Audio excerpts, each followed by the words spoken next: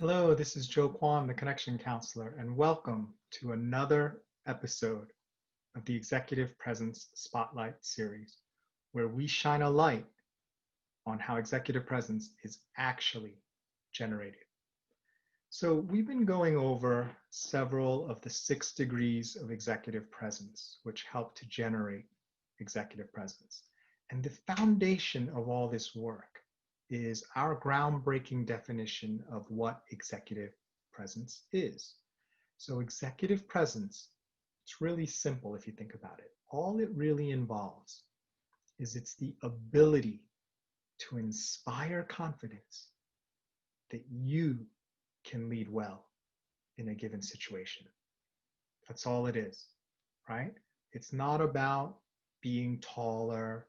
It's not about having a title. It's not about having the voice of God or a certain look or being able to dress well, come from money, all of those traits. It's not about those particular things.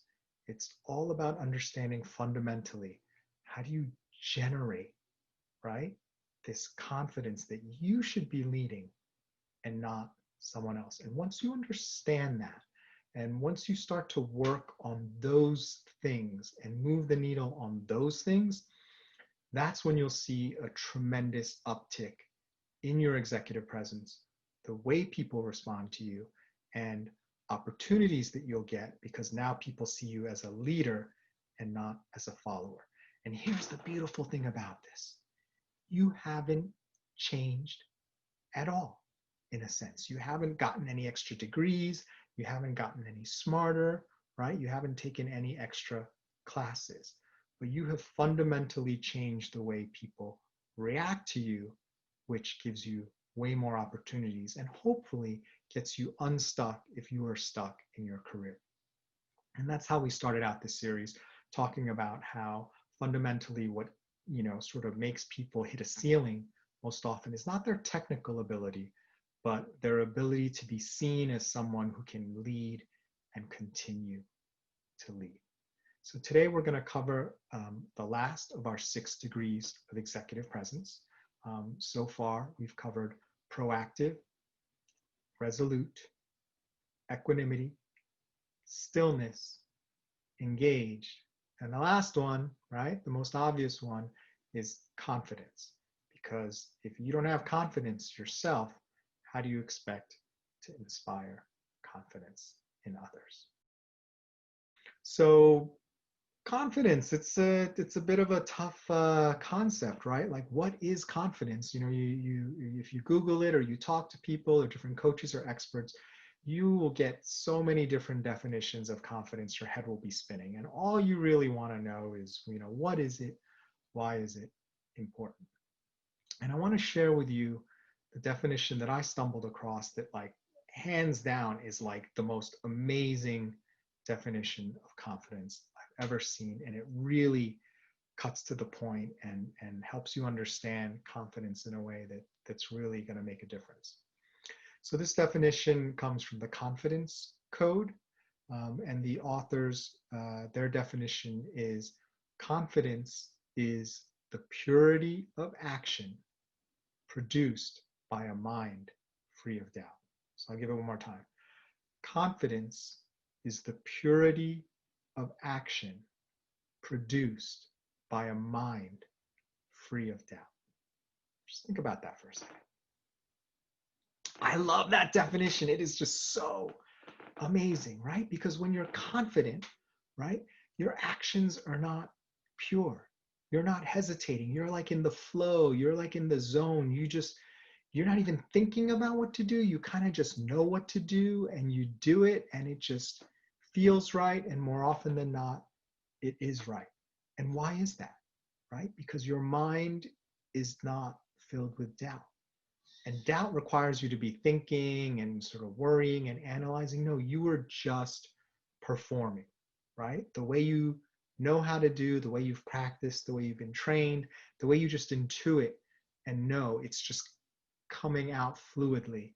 Because to stop and think about it, right? Can you imagine if you're trying to do anything that's complicated, whether it's physical, like some sort of sport like hit a ball or swing a bat or, make a basket. Could be something, more ordinary like driving or riding a bike or a motorcycle, right? Or even something from a business world like negotiating or giving someone constructive feedback or leading a facilitation. You don't have time to stop and analyze, okay, let me take out my checklist. A, B, C, no. You just need to know what you're going to do and continue to go through it.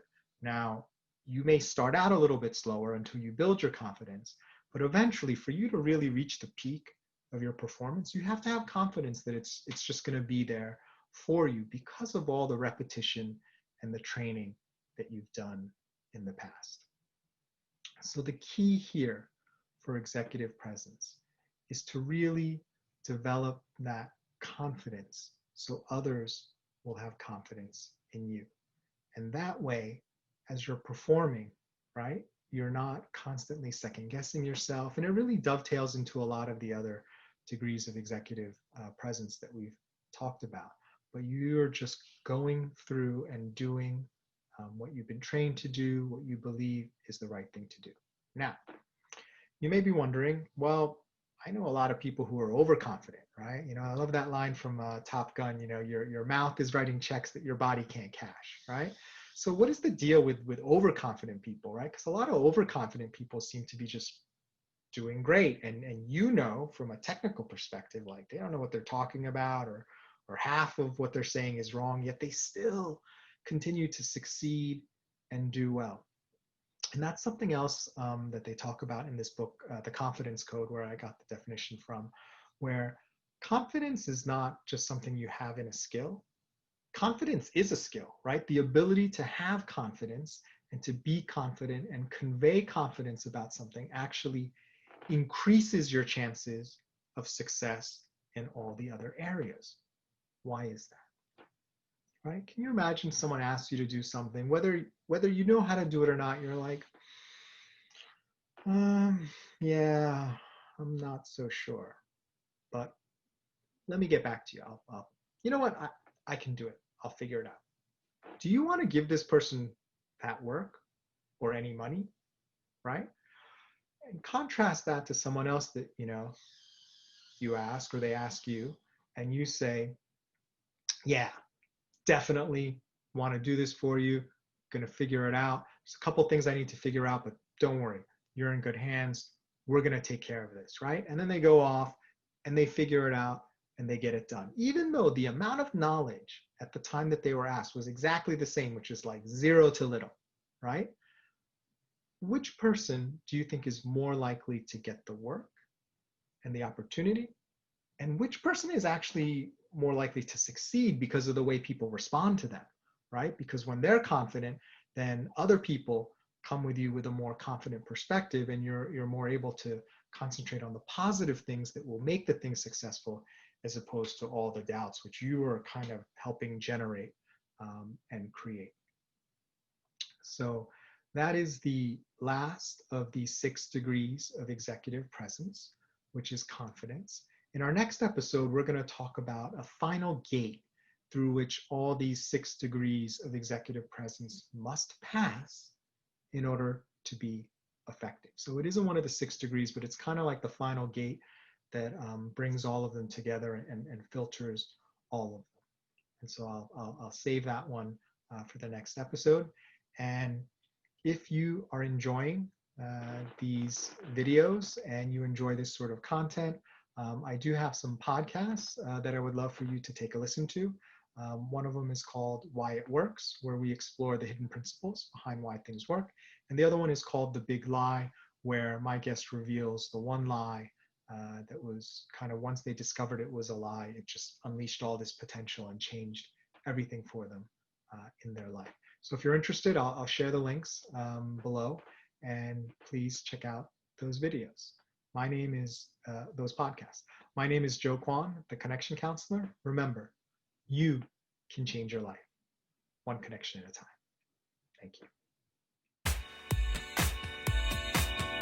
For more information about how to elevate your career, go to connectioncounselor.com for my blog, podcast, and free guides.